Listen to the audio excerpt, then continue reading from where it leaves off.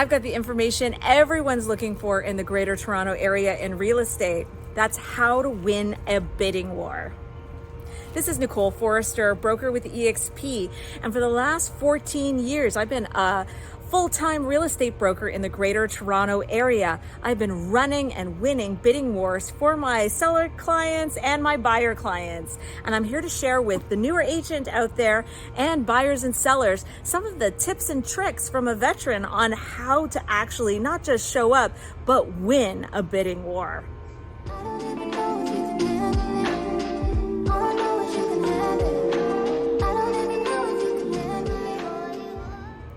Okay, first and foremost, for my millennial friends who are real estate agents, so glad to have you in this industry.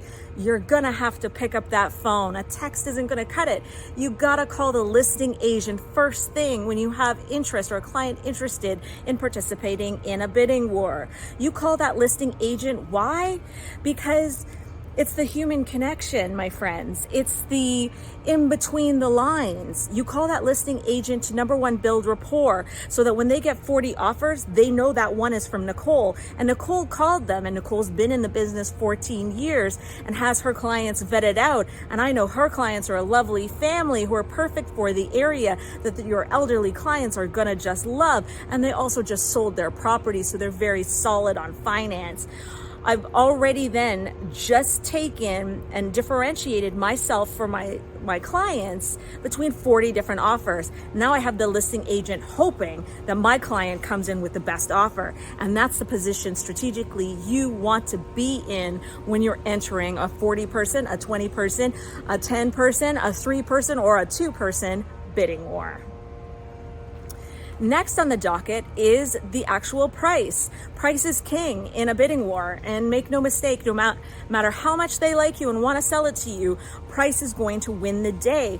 But how do you know what price to go in at and what price to go up to in a bidding war?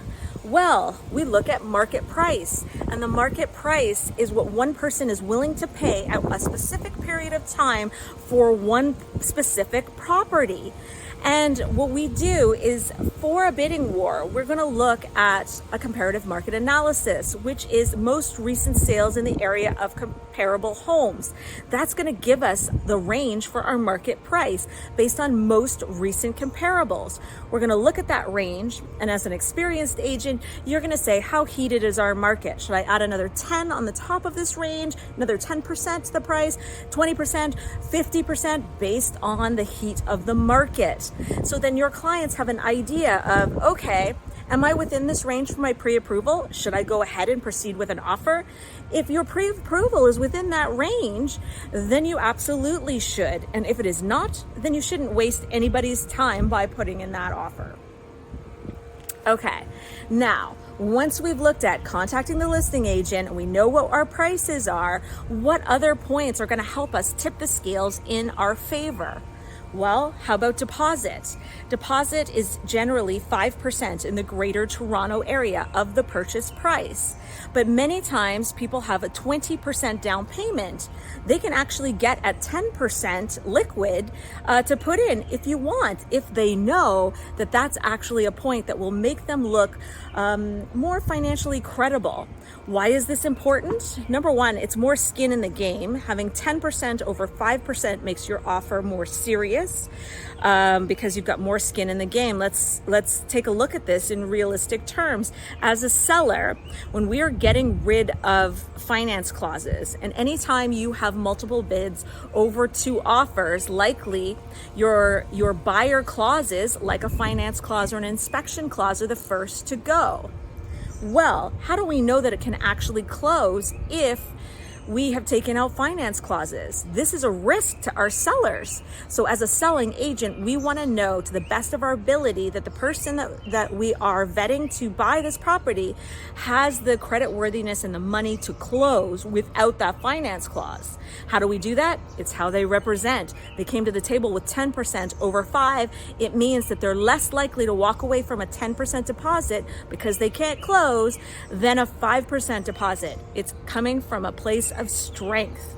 That strategy, my friends, if you've got it available and you plan to close, which absolutely every seller should if they're putting in an offer. If you don't plan to close, don't put in an offer, because guess what? You can get yourself in a heck of a lot of trouble.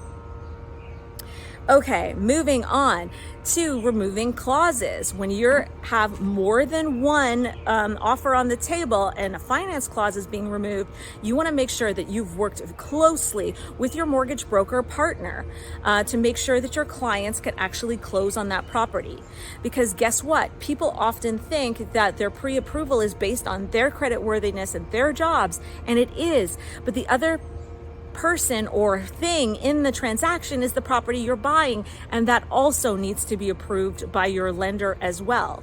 So when we know we might have to give up a finance clause, we can go and consult with our mortgage broker partner, send them the comparables so they know the range that it may go up to, send them the property so they have all the specs and they can run as many numbers as possible, and give your client the peace of mind that if they go in up to X or double X, that they will in all likelihood be approved for financing. And that is key in being secure in winning and closing properties in a bidding war. There's a multitude of tricks and tips for winning bidding wars and for running bidding wars, as I've been doing for the last 14 years.